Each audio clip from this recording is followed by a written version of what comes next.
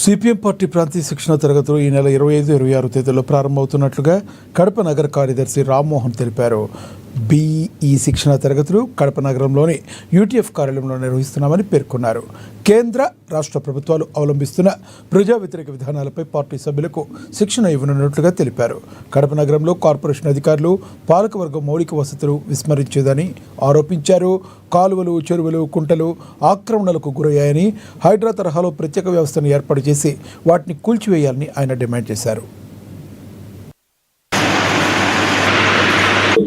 గ్రామీణ ప్రాంత పరిసరాలు ఉన్నటువంటి శివారు ప్రాంతాల్లో ఎలాంటి మౌలిక వసతులు కల్పించడం లేదు. వీటితో పాటు కేంద్ర, రాష్ట్ర ప్రభుత్వాలు తీసుకున్నటువంటి నిర్ణయాలు కడప నగర ప్రజానికం మీద తీవ్రమైనటువంటి ప్రభావం చూపిస్తాం.